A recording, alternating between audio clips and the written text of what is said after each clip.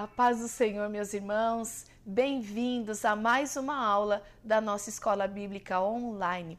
E antes de nós iniciarmos a nossa aula, vamos orar ao Senhor. Pai, em nome de Jesus, nós nos colocamos diante da Tua presença mais uma vez, Pai, pedindo a Tua capacitação. Espírito Santo de Deus, nos instrua através da Tua palavra, nos ensine, nos exorte. Pai, que a Tua palavra, Senhor, fique guardada no nosso coração, para que cada dia das nossas vidas ela possa ser aplicada, Senhor.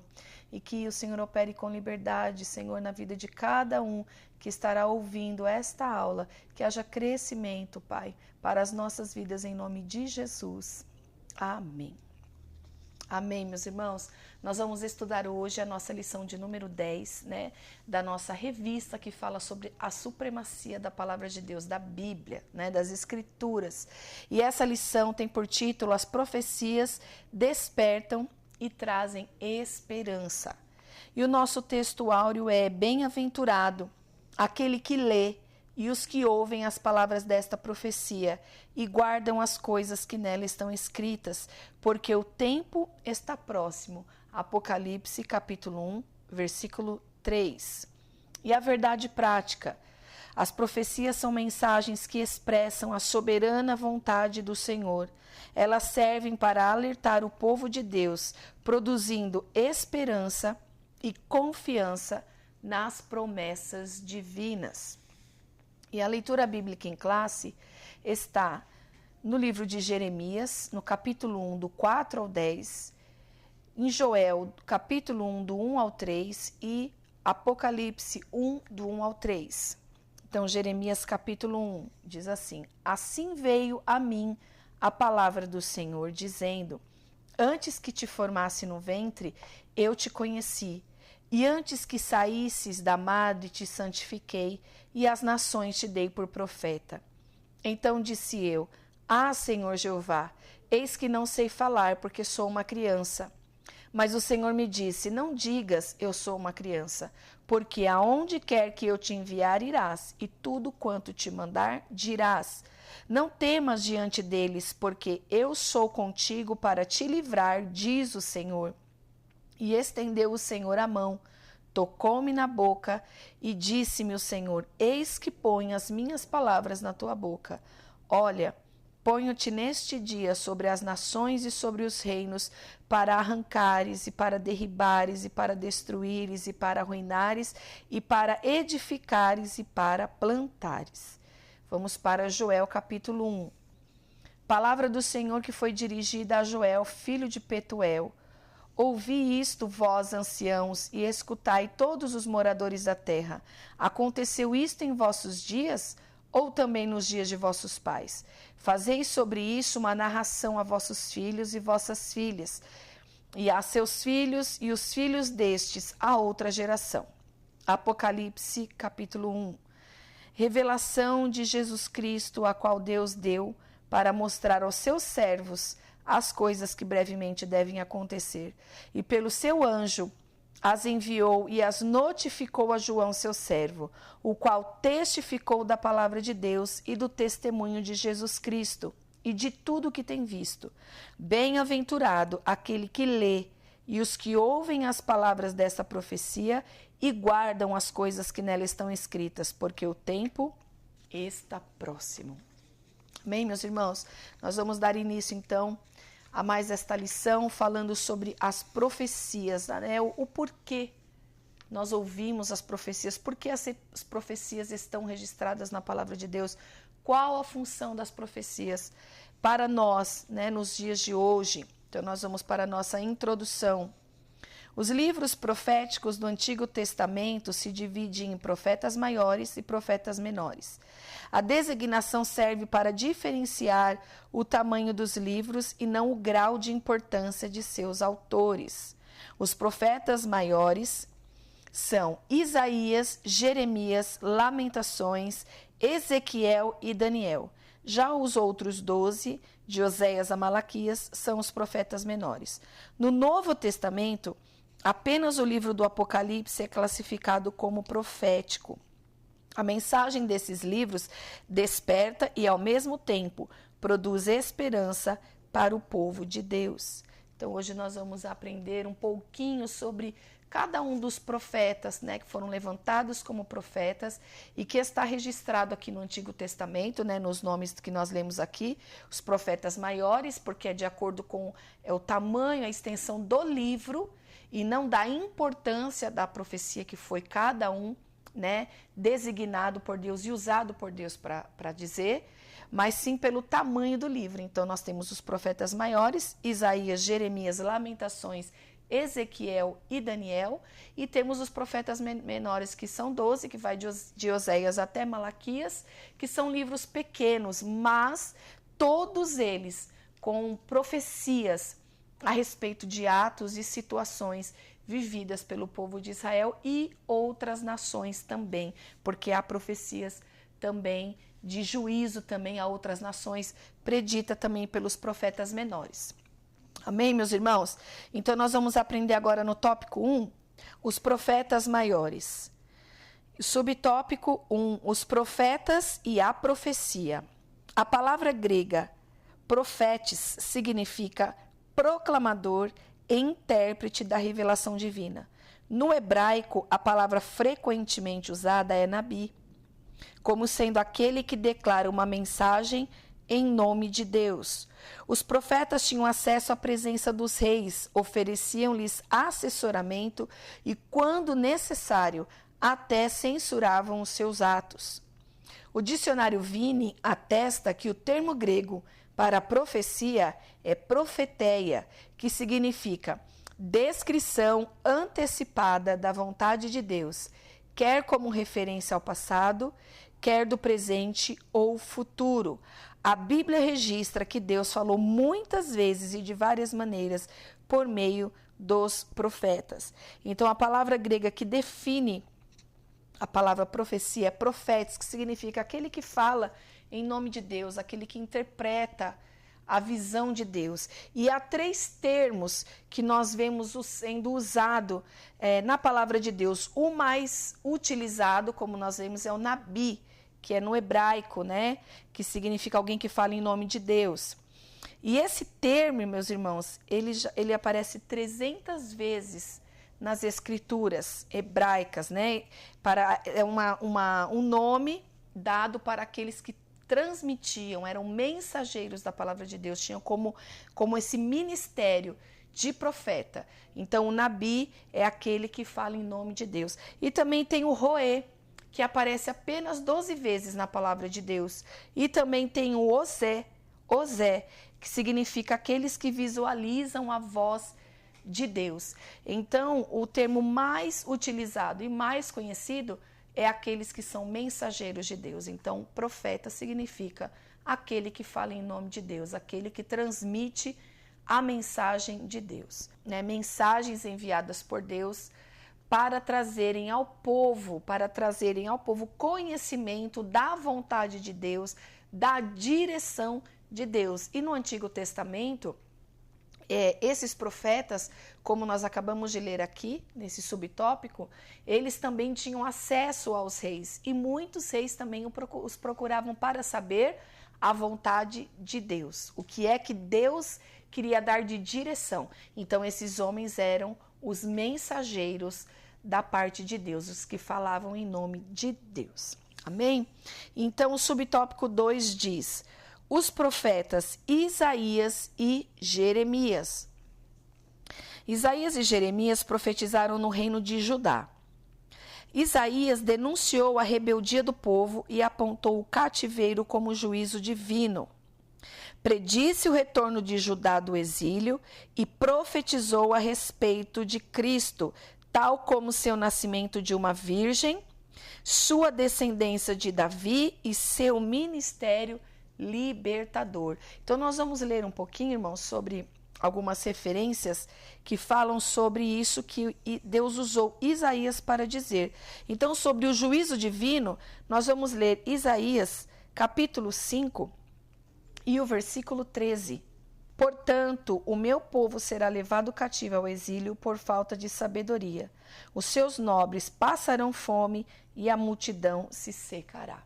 E nós vemos, meus irmãos, que os profetas, eles tinham que transmitir exatamente aquilo que o Senhor estava dizendo, né? E esses homens de Deus, aqui, esses profetas foram levantados para alertar, avisar a nação, o povo de Israel, tanto do Reino do Sul como do Reino do Norte, falando sobre os seus atos, aquilo que levaria ao juízo. Então a profecia vem para alertar ao povo sobre o juízo e também sobre a restauração. Então Isaías, nós vemos que o livro de Isaías, ele tem 66 capítulos, né? E muitos comentaristas, né? Na teologia ensinado que é como uma mini Bíblia, né? A mini Bíblia dentro do livro de Isaías, porque são 66 capítulos, assim como são 66 livros na Bíblia toda, e é um profeta messiânico, um profeta que trouxe muitas profecias a respeito de Jesus.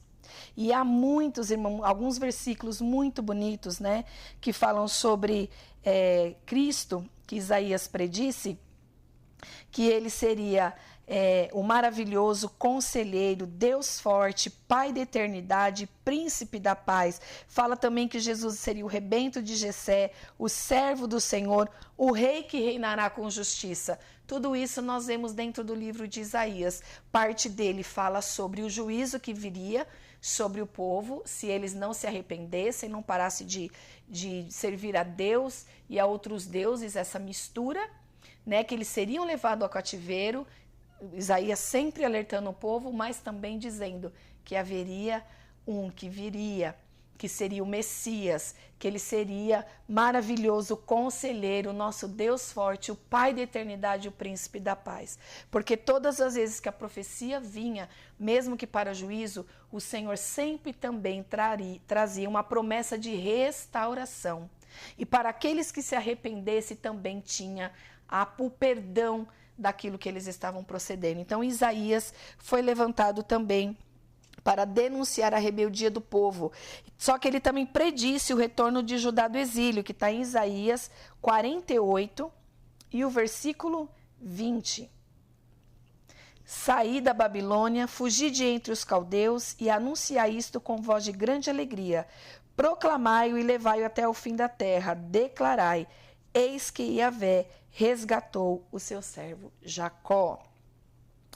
Ele profetizou a respeito de Cristo, como seu nascimento de uma virgem, Isaías 7, 14. Os irmãos que gostam de anotar as referências, vão anotando, que é muito importante, irmãos, a gente ter e aprender, né, sobre cada profeta, como Deus usava cada profeta. Então, de uma forma até resumida, eu vou falar um pouquinho mais do que está na lição, sobre cada um deles, né, de como pessoas, homens comuns, foram levantados por Deus para trazer sempre mensagens, né, de ensino para o povo, de exortação, para que o povo não se corrompesse. Esse também é um dos papéis da profecia, né, do profeta em específico que nós estamos dizendo no Antigo Testamento. Pois sabei que o Eterno, o Senhor, Ele mesmo vos dará um sinal. Eis que a virgem ficará grávida e dará à luz um filho, e o nome dele será Emanuel, Deus conosco. Tudo isso, irmãos, esses exemplos estão aqui dentro do livro de Isaías. E ele também profetizou sobre a sua descendência de Davi. Isaías 11, 1. Eis que um ramo surgirá do tronco de Jessé, e das suas raízes um rebento brotará. Promessa de renascimento do povo, de renascimento da graça, né, irmãos? A graça de Deus sendo revelada já aqui no livro de Isaías, que era Jesus Cristo, amém? Agora nós temos também ele profetizando sobre o ministério libertador de Jesus. Isaías 61, o verso 1 e 2. Eis que o Espírito de Yahvé, o soberano, está sobre mim, porque o Senhor me ungiu para anunciar a boa nova aos pobres, e enviou-me para cuidar dos que estão com o coração quebrantado, proclamar liberdade aos cativos e libertação do mundo das trevas aos prisioneiros da escuridão, para anunciar a todos o ano aceitável de Yahvé e o dia da vingança do nosso Deus, para consolar todos os que andam tristes. Olha que coisa linda, irmãos. E Jesus lá no Novo Testamento, quando entra na sinagoga, quando ele retira um rolo, né? Ele lê exatamente esta passagem que nós estamos lendo aqui em Isaías. E é a respeito dele mesmo, né? Então, nós temos Isaías como um profeta que ele profetizou no reino de Judá, né? Também conhecido como profeta messiânico, que foi o profeta que mais fez anúncios em seu livro profético sobre a vinda do Messias, né? Como ele seria, como ele viria. Então, o profeta Isaías, o seu livro tem 66 capítulos, também conhecido, né, como uma Bíblia dentro do seu livro, a mini Bíblia, por ter 66 capítulos ali. Amém, meus irmãos? E Jeremias, né, que nós estamos falando nesse subtópico 2, sobre Isaías e Jeremias. Os dois profetizaram ali em Judá. Então, Jeremias igualmente vaticinou a queda de Judá por causa do pecado. Nós vamos ler Jeremias no capítulo 1 e o versículo 16. Pronunciarei contra eles os meus julgamentos por toda a sua malignidade, porque eles me desprezaram, queimaram incenso a outras divindades e adoraram ídolos feitos por suas próprias mãos. Então ele falou sobre a queda de Judá, Isaías sobre a rebeldia do povo, e Jeremias também falou sobre a restauração do remanescente, que nós vamos ler lá, Jeremias 50, e o versículo 19 e 20. Contudo, haverei de trazer Israel de volta à sua própria pastagem, e ela pastará no Carmelo e em Bazã, e com fartura saciará sua fome nos montes de Efraim e Gileade. Naquela época e durante todos aqueles dias, afirma o Senhor, se tentará achar alguma iniquidade em Israel, porém nenhuma falta será encontrada. Buscar-se-á por pecados em Judá, mas igualmente nenhum erro será localizado, porquanto todo o remanescente que eu poupar será definitivamente perdoado. Palavra de Deus a respeito do seu povo através da vida de Jeremias, e também a chegada de Cristo como renovo de justiça, Jeremias 33 e o versículo 15. Naqueles dias e naquela época, eis que farei brotar um renovo justo da linhagem de Davi. Ele realizará tudo que é direito, justo e verdadeiro sobre a terra. Meus irmãos, nós vemos aqui, através desses profetas, que sempre as profecias e tudo que era falado no Antigo Testamento, sempre apontando para Cristo, sempre falando do povo, apontando os erros, as causas deles estarem sofrendo, a causa preeminente que viria para o cativeiro devido à desobediência, mas sempre, né, irmãos, a gente vê a graça de Deus presente aqui também no Antigo Testamento, de sempre apontando para Cristo, apontando para aquele que viria, né, que levaria os pecados, que através dele os pecados seriam perdoados e haveria uma restauração completa. Então, os dois profetas têm aqui em seu livro também profecias a respeito do Messias. Amém? E nós vamos falar agora de Lamentações, também é um livro escrito por Jeremias. É um livro poético, né? Fala em forma de poesia, retratando algo que Jeremias presenciou, né? Ele profetizou sobre o cativeiro, ele falou o que aconteceria se o povo não se voltasse para Deus e o cativeiro chega. E ele presencia ali a destruição de Jerusalém. Então, Lamentações de Jeremias está ali retratando o que ele mesmo viu sobre o que aconteceu. Porque quando Deus traz uma profecia, usava os seus profetas para dizer, se o povo não entrasse pelo caminho da obediência, certamente aconteceria aquela profecia, aquilo que Deus havia dito. E Jeremias presenciou isso. Então, em Lamentações, nós temos um registro do clamor de Judá pelo perdão divino. Lamentações, no capítulo 1 e no versículo 2, que diz assim: Eis que prantei amargamente durante a noite, suas lágrimas rolam desenfreadas por seu rosto. De todos os seus amantes, nenhum ficou para lhe dar consolo.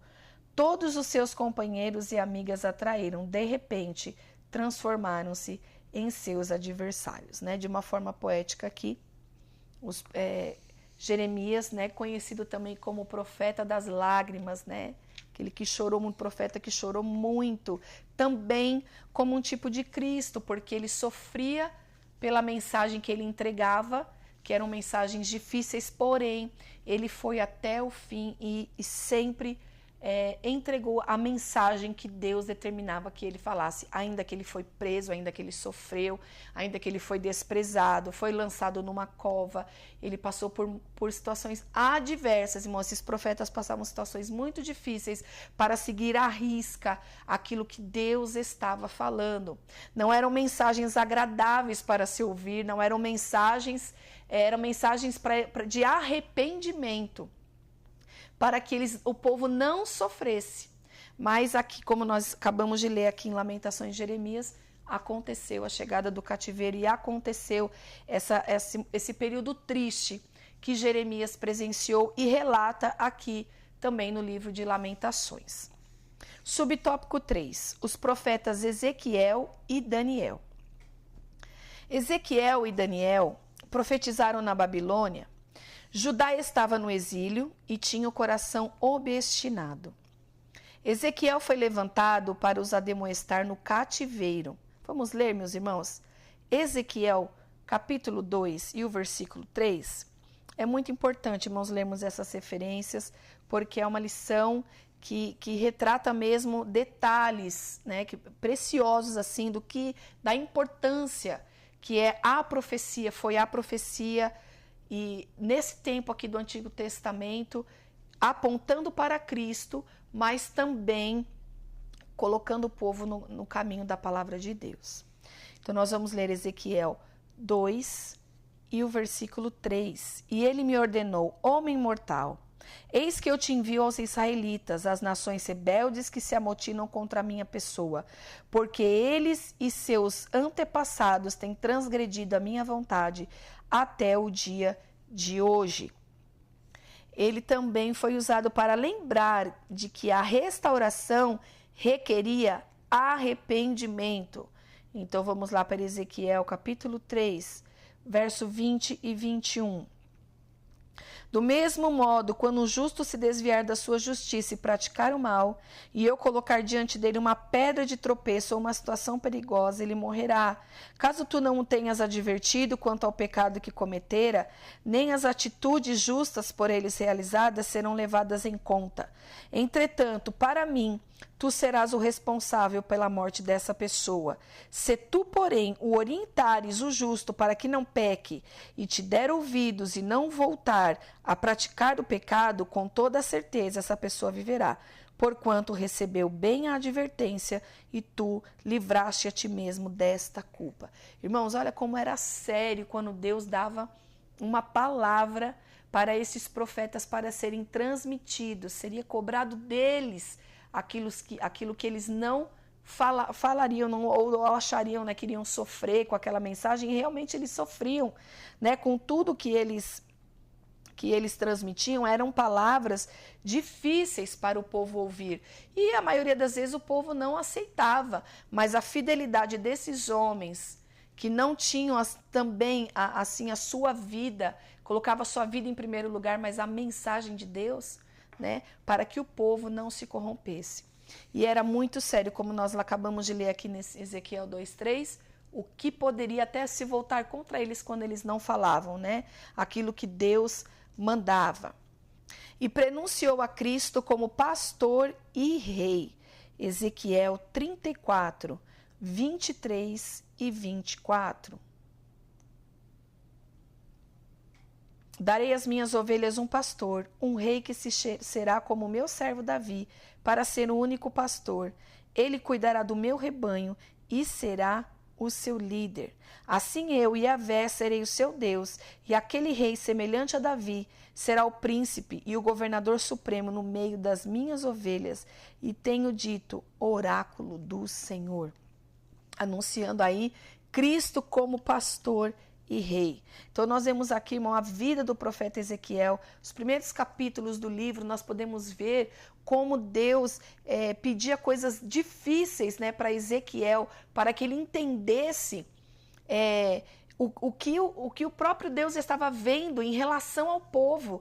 E teve umas situações nos primeiros capítulos onde Deus manda ele dormir, Ezequiel, de tantos dias, durante um ano, de um lado só, e depois do outro. Tudo isso para trazer este ensinamento para os profetas do que o coração de Deus sentia quando o povo transgredia, quando o povo não ouvia, né? E esses homens foram fiéis à palavra do Senhor. E Ezequiel também, irmãos, ele foi levado na segunda deportação determinada pelo rei Nabucodonosor, quando o povo foi levado. E ele foi habitar nas margens do rio Quebar, onde Nabucodonosor instalou uma colônia de judeus. Né, irmãos? E ali, o Salmo 137, nós podemos ver ali uma retratação dos momentos de tristeza que o povo de Deus estava ali vivendo numa terra estranha, com costumes idólatras, totalmente ao contrário do que eles viviam. E quando eles chegaram ali, eles se depararam com isso, e na beira daquele rio, né, que a Babilônia tinha muitos rios, e alguns deles eram até artificiais, né, e algum desses pontos desses rios estava ali instalada uma colônia, e Deus ali plantou Ezequiel. Irmãos, e a gente analisando o trabalhar de Deus através da vida desses profetas, nós vemos o Senhor cercando o seu povo de palavra de esperança. Teve palavras de juízo, irmãos? Teve, mas teve palavras de esperança e de restauração. Então Ezequiel fica ali naquelas proximidades das margens do rio Quebar, e Deus o instruía e trazia mensagens através da vida dele de restauração também do povo, da vinda do Messias, assim como usou também Isaías e Jeremias. E as profecias também vinham para consolar e dar esperança para o povo também sair do cativeiro. Então Deus cercou o seu povo, né, com palavras proféticas de esperança, que eles também sairiam do cativeiro. O ministério de Ezequiel durou de 20 a 22 anos. São resumos, tá, meus irmãos, que eu estou trazendo para os irmãos aqui, não está na nossa lição, mas os irmãos que gostam de anotar e gostam de acrescentar um pouquinho mais, tá? Depois de 5 anos de exílio, que começou a ter visões de Deus e receber mensagens para transmitir ao povo.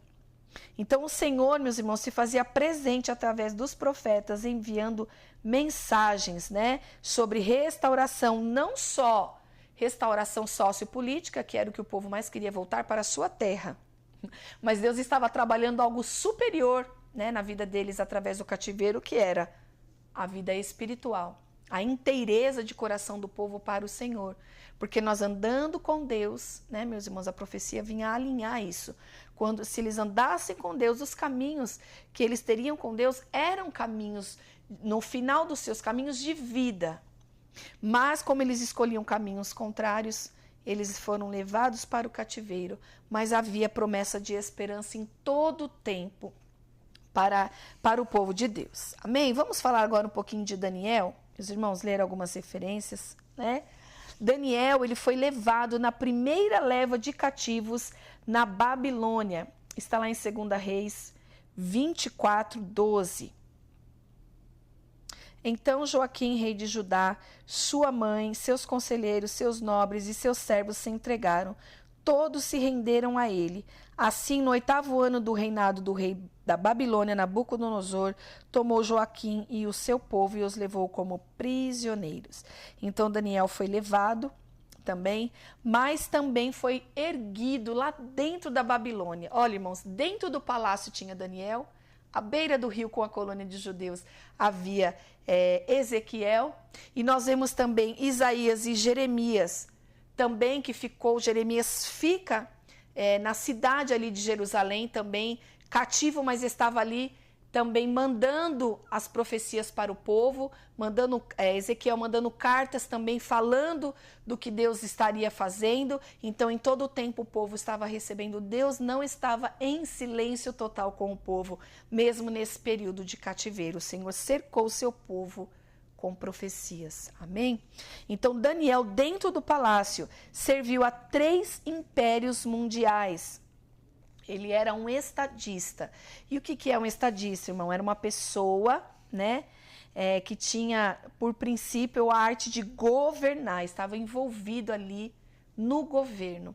Então Daniel foi colocado por Deus ali dentro, e foi um profeta de Deus que também foi muito usado, né, na interpretação de sonhos. Então os irmãos que forem ler depois o livro de Daniel vai ver algumas vezes Deus usando para interpretar os sonhos, né? E Ezequiel o coloca ao lado de Noé e de Jó como um exemplo de justiça. Está lá em Ezequiel 14:14. Vamos ler Ezequiel 14:14. Ainda que homens notáveis, exemplos de livramento como Noé, Jó e Daniel, estivessem nessa cidade por causa da retidão que demonstraram, eles só conseguiriam livrar a si mesmo. Oráculo de Yahvé, o Senhor Deus. Então, o próprio Ezequiel, né, fez menção de Daniel como um homem íntegro, um homem reto, que ficou dentro do palácio ali de Nabucodonosor, porém não se misturou, né, irmãos? Do início, desde a alimentação, né, ele fez aquele propósito, e em toda a cultura da Babilônia, aquilo não mudou quem Daniel era. Pelo contrário, ele mesmo cativo ali, estava a serviço de Deus. Louvado seja Deus.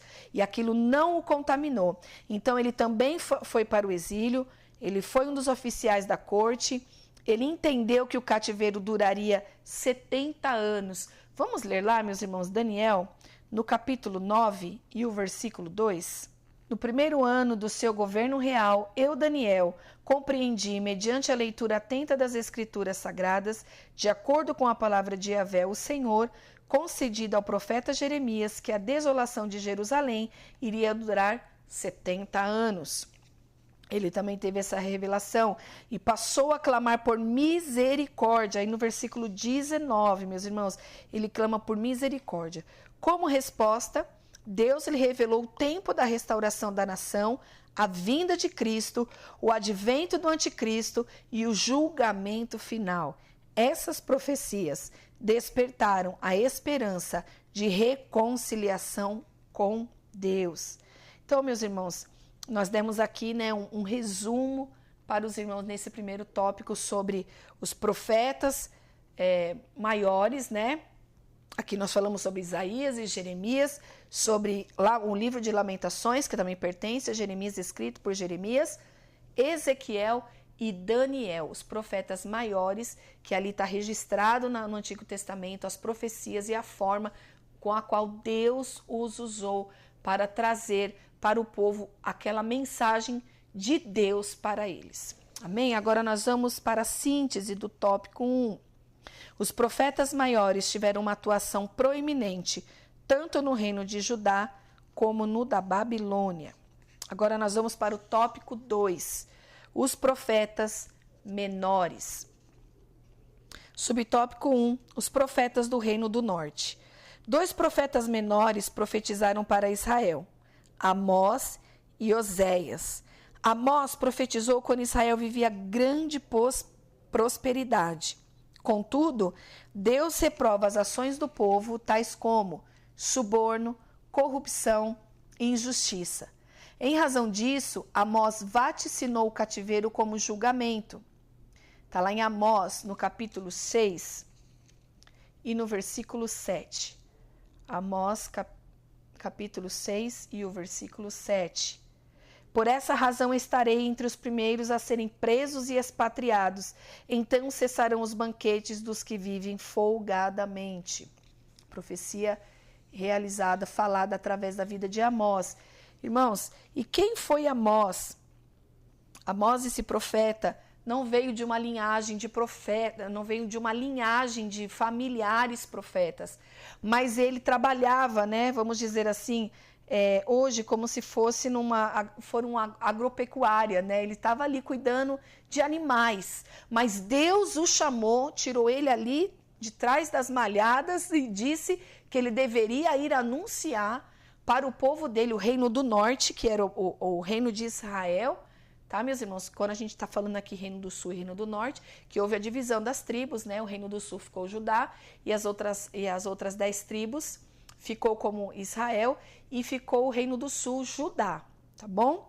Então, ele ficou como profeta para o Reino do Norte, que foi os primeiros a serem levados cativos pelos assírios, né?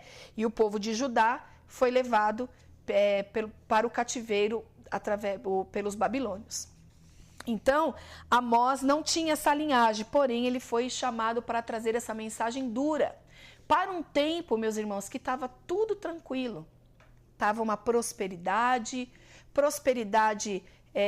financeira, ali da terra, dando os seus frutos. Eles estavam assim na parte de estratégias de guerra, de exército, prosperando, só que havia Deus não estava aprovando as ações deles, porque eles estavam cometendo injustiça com os mais pobres, eles não estavam dando ao Senhor a real adoração, a real dedicação, né? Então o Senhor usou a vida de Amós para profetizar e também falar com os sacerdotes daquela época, que estavam fazendo as vistas grossas, como se tivesse, está tudo bem aparentemente, está todo mundo prosperando, temos alimento, não temos inimigos se levantando contra nós, o nosso exército está fortalecido, o nosso exército está grande, porém eles não conseguiam enxergar que Deus estava reprovando as ações deles do dia a dia. Então, irmãos, a gente aprende com tudo que nós estamos lendo aqui. Pode falar, missionária, mas isso aqui é do Antigo Testamento, isso já aconteceu. Sim, meus irmãos, mas isso tudo nos traz o ensinamento que todas as nossas ações têm consequências. E quando nós saímos da palavra de Deus e não cumprimos aquilo que o Senhor tem para nós, também vem situações difíceis, como o povo estava passando. Vem os alertas de Deus, vem as correções de Deus, para que a gente sempre permaneça no caminho que o Senhor tem para nós. Então, isso tudo é um aprendizado, irmãos. Tudo que está na palavra de Deus, no Antigo e no Novo Testamento, é ensino da parte de Deus para nós, né? E nós temos esse ensinamento através da vida de Amós. A mensagem que Deus levou para o povo. Então o povo não queria receber o que Amós estava dizendo, porque aparentemente estava tudo bem. Mas o juízo de Deus, mais uma vez, foi executado, né? Lá no Reino do Norte, Deus levanta então Amós e Oséias. E Oséias condenou a infidelidade de Israel, que como uma meretriz traiu e abandonou o Senhor para seguir o caminho da idolatria, da luxúria, do homicídio, do roubo e da opressão. Como consequência, a nação foi conduzida ao cativeiro pela Assíria. Apesar dos erros, ambos os profetas anunciaram que Deus prometeu restaurar o povo. Bem, meus irmãos, sempre havia a promessa de restauração. Vamos ler Amós 9,14? Amós 9,14, promessa de restauração. Então trarei de volta Israel, o meu povo expatriado, terá nova sorte, eles haverão de reconstruir as cidades a partir de suas ruínas, e nelas habitarão em paz. Plantarão vinhas e beberão do seu bom vinho, cultivarão pomares e comerão do seu fruto. Promessa de restauração. E também há no livro de Oséias. Vamos ler lá, meus irmãos, capítulo 14 e o versículo 4. Eis que eu curarei a sua infidelidade e os amarei de todo o meu coração, porque a minha ira já se retirou de sobre eles. Amém, meus irmãos? Então Deus levanta esses homens Amós e também levanta Oséias, que significa o nome dele, Jeová é salvação. E o nome de Amós significa fardo, carga pesada, que foi aquilo que realmente ele recebeu, né? Ali da parte do Senhor, para transmitir ao povo. E Oséias teve um ministério mais longo de todos os profetas do Antigo Testamento, desde o reinado de Jeroboão II, no Reino do Norte, até depois da destruição do Reino do Norte, já no tempo de Ezequias, rei de Judá. Então ele profetizou, né, sobre a declaração de amor ao Reino do Norte e o convite à restauração em meio à corrupção desmedida do povo. Agora nós vamos para o subtópico 2. Aqui vamos falar sobre os profetas pré-exílio. Os profetas de Judá pré-exílio são 4. Irmãos, vamos só relembrando aqui, nós acabamos de falar sobre Amós e Oséias, que profetizaram ainda quando Israel havia uma grande prosperidade, tá? mensagens de alerta para o povo que viria o cativeiro. E ele veio através da Síria, né, que eles profetizaram para o reino do norte, como eu disse, e veio o cativeiro através da Síria. Agora nós vamos no subtópico 2 falar dos profetas pré-exílio, também que estavam anunciando que viria este cativeiro. Os profetas do pré-exílio são 4. Joel, que pregou o arrependimento, está lá em Joel capítulo 2, versículo 12, e profetizou o derramamento do Espírito. Então, Joel, que significa Jeová é Deus, profetizou ali em Judá. Esses profetas pré-exílio, nós estamos falando aqui de Judá, tá? Profeta do reino do sul, reino de Judá. Época do rei Josias, anterior a Isaías e Amós, menciona o derramamento do Espírito e o dia do Senhor, conhecido como profeta pentecostal, por falar do derramamento do Espírito. E vamos lá agora para Miqueias, que denunciou a falsa espiritualidade, anunciou a destruição de Jerusalém, o cativeiro babilônico e a restauração de Judá. Vamos ler, meus irmãos, Miqueias capítulo 3 e o versículo 12. Portanto, por causa de vós, Sião será arada como um campo, Jerusalém se tornará um monte de entulho e a colina do templo um matagal inútil.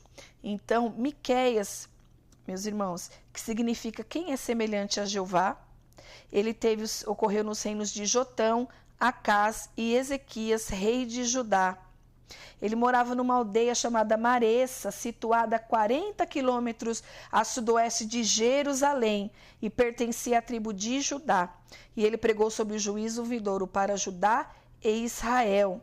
Mas ele anunciou também uma época de paz vindoura através do Messias, que nasceria em Belém Efrata. Está lá em Miqueias, meus irmãos, capítulo 5 e o versículo 2. Não dá para falar assim sobre todos tão profundamente pelo tempo, meus irmãos, mas quem puder aí vai anotando. Abacuque, que reclamou da violência, do litígio e da sentença distorcida, vaticinou que Deus usaria os babilônios para punir a nação. Então, aqui, irmãos, Abacuque, que significa o nome dele, o abraço ardente, abraço amoroso, ele foi um profeta, né, que na verdade não foi uma palavra que veio até ele para dizer, mas uma palavra que ele foi orar ao Senhor, né? Foi perguntas, indagações que esse profeta faz ao Senhor, e aqui fica registrado a resposta, né? As indagações dele e a resposta de Deus para as perguntas dele. Então, essas respostas ficaram aqui registradas, tornaram-se públicas, né? Uma oração que ele faz a Deus e Deus responde. Então, é o capítulo 3, meus irmãos, interessante, uma curiosidade, é um capítulo para ser cantado do livro de Abacuque. O livro também é um poema, ele anunciou antes e durante o cativeiro babilônico. A pergunta dele, da oração dele, era por quê que os judeus foram derrotados para a Babilônia? Por que sobreveio tanto mal? Por que parecia que Deus não estava vendo o que estava acontecendo com o povo? Mas aí o Senhor vem respondendo para ele que a vitória é reservada para os justos, que no tempo certo, meus irmãos, vem a justiça de Deus para tudo o que aos nossos olhos está de forma injusta. Então, ficou registrado aqui no livro de Abacuque este período. Então, nós vamos para Sofonias, que apontou os pecados dos príncipes, a destruição no grande dia do Senhor e a restauração do remanescente. Todas as profecias abordam o juízo, mas enfatizam a misericórdia divina em prover o livramento. Sofonias significa Jeová esconde, Jeová protege. Olha que coisa linda, irmãos. Pertencia à família real judaica. Ele era tataraneto de Ezequias. Seu ministério desenvolveu-se nos dias do rei Josias, o último rei fiel de Judá. Ele é contemporâneo de Jeremias. Sua mensagem, o anúncio de juízo de Deus sobre Judá, né? E também ele fala de forma escatológica sobre o dia do Senhor e também sobre a restauração. todas as profecias que nós estamos vendo, irmãos, e ouvindo a forma que Deus usou os profetas, sempre vinha com uma promessa de restauração, né? E sempre apontando para Cristo. Agora o subtópico 3, os profetas pós-exílio. Então nós falamos sobre os profetas pré-exílio, Joel, Miqueias, Abacuque e Sofonias. Agora pós-exílio, depois do povo retornar do exílio. Os profetas de Judá pós-exílio são 3. Ageu, que persuadiu o povo a reconstruir o templo, e Deus prometeu prover os recursos da construção e assegurou que a glória dessa casa seria maior do que a da primeira. Então, no livro de Ageu, Ageu significa festividade ou festivo, foi um profeta que profetizou depois do cativeiro babilônico, quando o povo retorna e se depara com aquela situação de destruição. E eles tinham que ter ânimo, que ter força para reconstruir tudo aquilo que tinha sido derrubado e destruído. E o Senhor vai e fala a Ageu para transmitir essa mensagem para o povo, que eles deveriam retornar às suas festividades, às festas estabelecidas, que eles deveriam reerguer o templo, que eles deveriam encarar aquela realidade, né, e buscar forças em Deus. Que sem Deus, irmão, não adianta você querer fazer as coisas para você, né? Porque Ageu começa no capítulo 1 falando que o povo estava fazendo suas próprias casas, cuidando das suas próprias vidas e deixaram o templo de lado. Então, o templo para eles era a representação também de um período difícil que eles queriam deixar para trás, porque o templo era suntuoso. E o que eles estavam reerguendo ali era um templo simples aos olhos dele. Mas Deus fez a promessa que viria com uma glória superior ainda àquela que tinha aquele grande templo. Então Deus sempre tem os seus recomeços. E Deus estava animando o povo, dando palavras para eles voltarem, né, a celebrar e reconstruir tudo ali que estava devastado. E também vemos Zacarias, que animou o povo e Zorobabel a concluírem o templo com a mensagem: não por força, nem por violência, mas pelo meu espírito, e anunciou a vinda do Messias como renovo do Senhor. Então, Zacarias significa Jeová se lembrou, né, meus irmãos? Ele iniciou seu ministério aproximadamente 2 meses depois de Ageu. Então, todos ali estavam trabalhando em conjunto e Deus usando esses homens de Deus, assim, esses profetas ali, para que estimulasse o povo a retomar, né, as suas vidas e a vida com o Senhor. As profecias vieram a respeito do Messias também. E neste livro temos a promessa, o homem cujo nome é Renovo, que está no capítulo 6 e o versículo 12. Vamos ler, meus irmãos? Zacarias, capítulo 6 e o versículo 12. E profetiza-lhe que assim afirme Yahvé, o Senhor dos Exércitos: eis que aqui está o homem cujo nome é Renovo. Ele partirá do seu lugar para edificar a casa de Yahvé. Também falando de Cristo, também promessa de restauração. E agora nós vamos para Malaquias, que também foi um profeta pós-exílico, que repreendeu o desleixo dos sacerdotes, os pecados do povo e a negligência com os dízimos e ofertas. O livro encerra o cânon do Antigo Testamento e conclui com a promessa de que o dia do Senhor está vindo. Então, irmãos, interessante que Malaquias significa anjo ou mensageiro de Jeová. Então, depois dos ministérios de Ageu e Zacarias, o Senhor levanta Esdras e Neemias. O templo já está edificado quando Malaquias é levantado, o sistema cerimonial já regulado. Porém, meus irmãos, o que acontecia? O povo no cativeiro entendeu sobre a idolatria.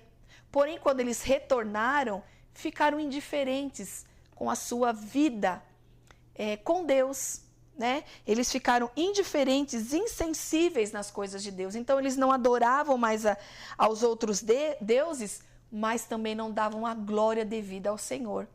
Olha como é importante as profecias, meus irmãos, a palavra de Deus vinda assim do céu mesmo, que é um mensageiro de Deus que transmitia, né? E falava para o povo, vocês não estão agora adorando outros deuses, né? Mas vocês não estão dando a devida glória e a adoração a Deus. Então, Deus levanta Malaquias e fala com o povo, confronta o povo com essa verdade, né? E nós, nos nossos dias, meus irmãos, temos que tomar também cuidado com tudo isso que a gente está vendo aqui, meus irmãos, que acontecia. Também nós temos que ficar atento, porque são exemplos que nós temos que observar para não cair nos mesmos erros, né? Para nós falarmos, eu não adoro outro Deus, Deus é o único Deus para mim, mas nós estamos dando a glória devida, né? Nós estamos dando o lugar de honra para o Senhor, a verdadeira adoração sincera. Estamos perdendo a sensibilidade pelas coisas de Deus, a ficar atentos para o amor não se esfriar. Tudo isso, meus irmãos, que nós estamos falando aqui é atual. Não tem nada na palavra de Deus que não traga um ensinamento para os dias nossos hoje, né? E estudando essa lição, quantos ensinamentos nós já recebemos aqui, né? De um povo que não ouviu Deus falar através das profecias, que vem para exortar também, né? E passou por situações que poderiam ter sido evitadas se tivesse ouvido a voz do Senhor, né? Que nós possamos ouvir a voz do nosso Deus. Agora vamos aqui, meus irmãos, para o subtópico 4, os demais profetas. Então, o profeta Jonas foi enviado para pregar em Nínive, a capital da Síria. A mensagem era de destruição por causa da maldade do povo, porém, a nação se converteu e Deus cancelou o juízo sobre ela.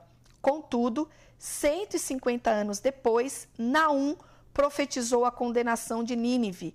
Os assírios foram destruídos pela insistência em praticar a crueldade. Então, nós vemos aqui, irmãos, o livro de Jonas, né? O profeta Jonas levantado e enviado por Deus para Nínive, porém, a história vai dizer do seu próprio livro que ele vai para um outro lado, mas ele volta, né? E fala, transmite a mensagem ao povo de Nínive. Eles aceitam, se convertem, mas 150 anos depois voltam ali, continuam com as suas crueldades, e Naum, profeta Naum, que vai falar contra esta nação, né? E nós vemos aqui que esta nação, né, eles foram destruídos. Por quê? Pela persistência em praticar a crueldade. Então Deus deu a chance ali, através da vida de Jonas, e Naum vem para profetizar a condenação, porque eles voltaram a recorrer nos mesmos erros. E também aqui, irmãos, Obadias, que denunciou a soberba dos edomitas. Eles eram descendentes de Esaú e praticavam violência contra Judá. Por essa razão, Deus os condenava à destruição, enquanto Judá seria restaurado. Irmãos, o livro de Obadias é contra os edomitas, porque quando Israel é invadido, é um povo que se alegrou com aquela invasão, um povo que fez que, ao invés de aliviar para o povo ali que estava tendo mulheres levadas, famílias desfeitas, destruindo, eles ainda iam e ficavam zombando, iam e prejudicaram o povo. Só que Deus, irmãos, ele é justo. E a justiça de Deus, ela vem. No tempo dele, a justiça de Deus vem. E aí ele levanta o profeta Obadias para falar contra essa nação, que também foi destruída, né? Ali, descendentes de Esaú, que é filho de Isaac, né? Jacó e Esaú. E Esaú foi o pai desta nação, dos edomitas, e eles tomaram esses caminhos. Aqui foram inimigos do povo de Deus, do povo de Israel. Amém, meus irmãos? Então, os demais profetas, nós falamos aqui que foram profetas que também Deus levantou para falar às outras nações. Jonas, né? Ele pertencia à tribo de Zebulon, conhecido também como profeta missionário, profeta do reino do norte, né? Que profetizou contra Nínive. Nós vemos aqui Naum, que significa consolação, né? Ele é um complemento do livro de Jonas, como nós falamos aqui, e foi escrito após a destruição das 10 tribos do norte, né? E mostrando que Deus não se deixa escarnecer. E Obadias, que significa servo de Jeová, né? É o menor livro do Antigo Testamento. E eles se alegravam, os edomitas se alegraram com a derrota de Judá, povo que desapareceu ainda nos tempos de Jesus, ainda que o rei Herodes era edomita. Deus fala que a seu tempo os inimigos serão punidos. Então aqui, irmãos, mais um resumo, né, de um pouquinho da vida do que foi cada um desses profetas e o papel de cada um e a que cada livro deles foi destinado. Então é um ensinamento assim muito bom, irmãos, da palavra de Deus, né? Então a síntese do tópico 2. Os 12 profetas menores foram usados por Deus antes e depois do exílio do povo escolhido. E nós vamos agora para o tópico 3, o livro do Apocalipse. Subtópico 1, autoria, propósito e destinatários. O dicionário bíblico Wycliffe assevera que o termo grego apocalipse significa revelações especiais de Deus ao homem em Jesus Cristo. No versículo de abertura, o livro atesta ser a revelação de Jesus Cristo. Assegura que o propósito é mostrar as coisas que brevemente devem acontecer. E apresenta o apóstolo João como seu autor. Os destinatários são identificados pelas cidades das 7 igrejas da Ásia Menor: Éfeso, Esmirna, Pérgamo, Tiatira, Filadélfia, Laodiceia e Sardes.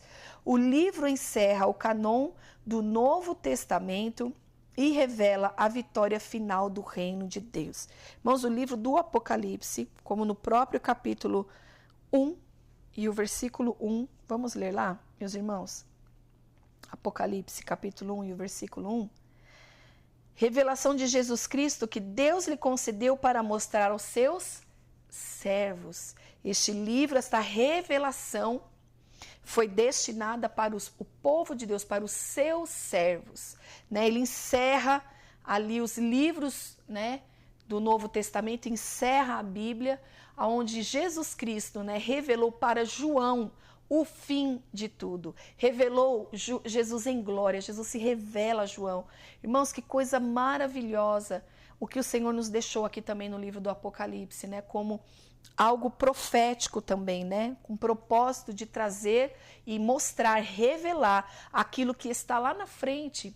Mas ele já mostra que ali no Apocalipse tem lutas, tem correções ali ainda de Jesus para as igrejas, né? Que representam aqui as 7 igrejas da Ásia Menor que nós lemos, né? E no Apocalipse ali o Senhor envia essas cartas ao anjo da igreja. Em cada uma Deus tem algo a favor, algo contra. Em uma Deus não tem nada contra, só tem a favor. E Deus dá ânimo, Jesus dá ânimo, né? Através da palavra ali para eles. Então é algo que veio para nos dizer que o fim será é vencer com Cristo. O fim é de vitória ao lado de Jesus. Então não tenha medo do livro do Apocalipse, meus irmãos. O Apocalipse foi escrito para você, né? Jesus revelou isso, mostrou para João e disse para João: escreve e conta para quem? Para os meus servos, os acontecimentos que em breve devem se realizar, lá no versículo 1, e que ele, por intermédio do seu anjo, expressou ao seu servo João, o qual comprovou tudo quanto viu da palavra de Deus e o testemunho de Jesus Cristo.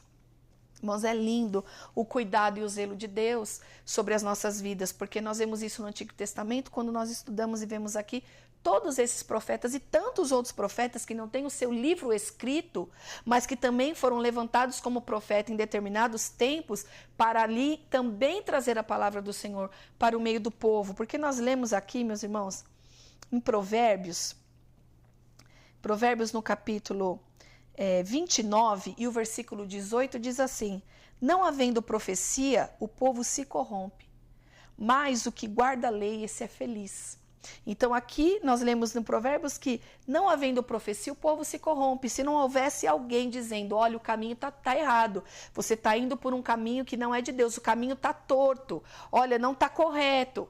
Então a profecia vem sempre para nos mostrar e apontar o caminho certo, denunciar o erro. E lá no livro do Apocalipse também as cartas às igrejas estavam mostrando o erro, o que precisava ser corrigido, né? Então, em tudo que nós estamos aprendendo aqui, irmãos, o Senhor já está falando. O Senhor está falando e mostrando sempre o que precisamos ser corrigido. E onde é o nosso espelho? É a palavra.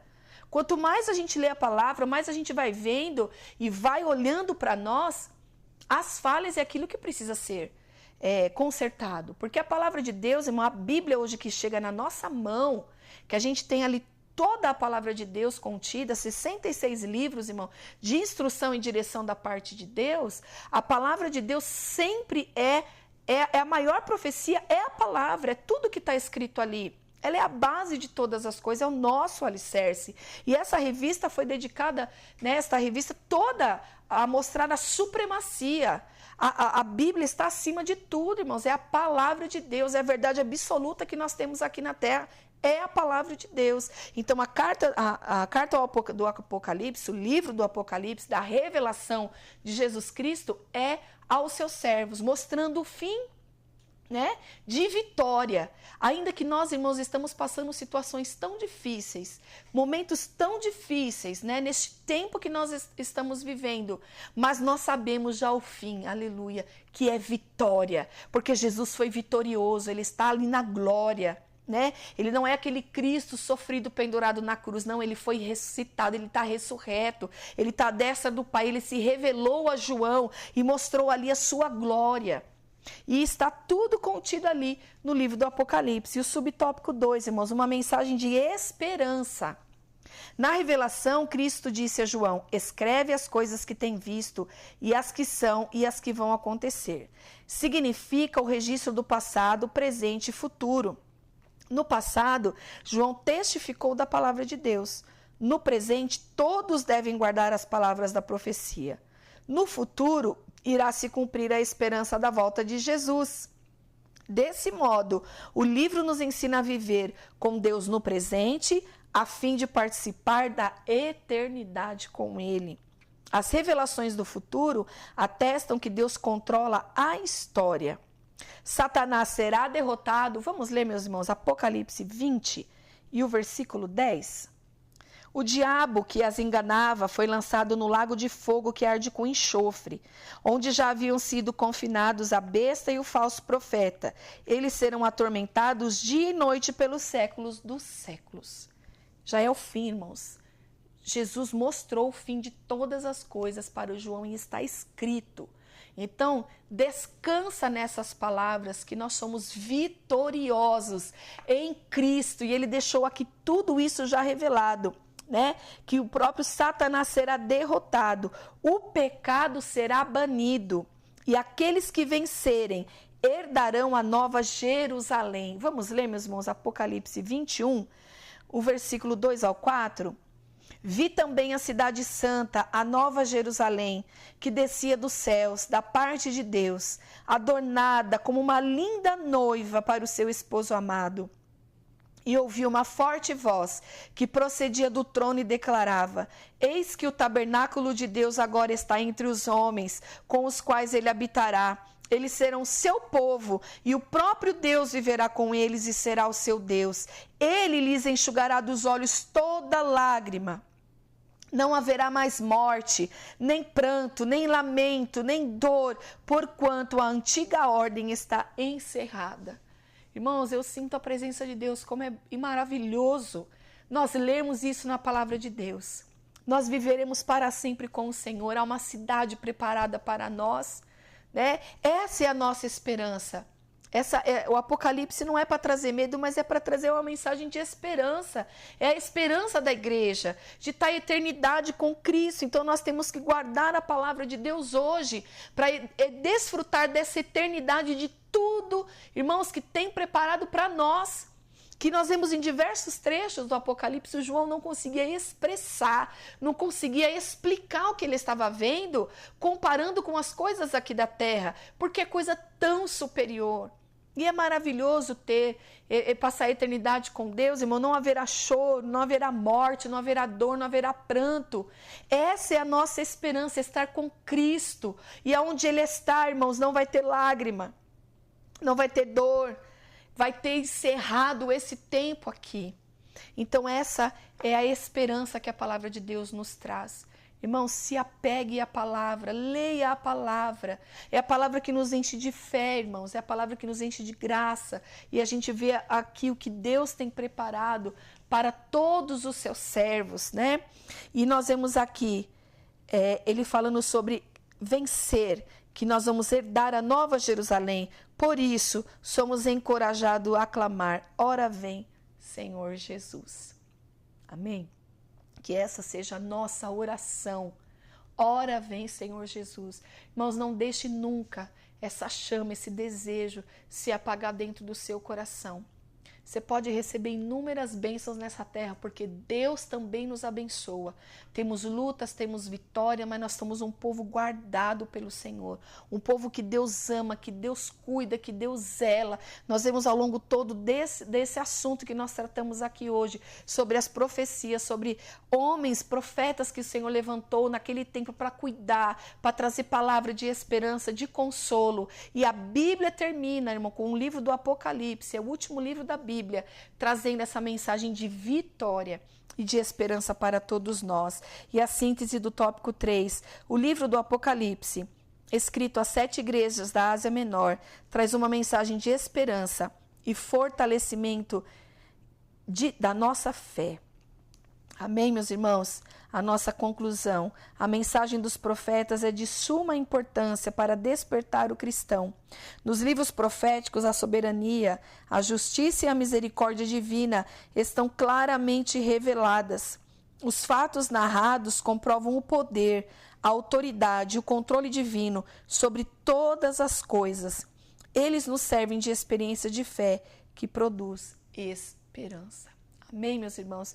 E o Senhor continua falando ainda através da maior profecia, que é a palavra de Deus, e ainda continua usando homens e mulheres também no dom da profecia, né? Da revelação também de palavras proféticas para o nosso tempo. Então o Senhor, irmãos, em todo o tempo está cuidando de nós, e que nós possamos guardar essa palavra, esse ensinamento e esse aprendizado dessa lição no dia de hoje. Amém, meus irmãos? Deus abençoe a vida de cada um e até a nossa próxima aula, em nome de Jesus. Amém?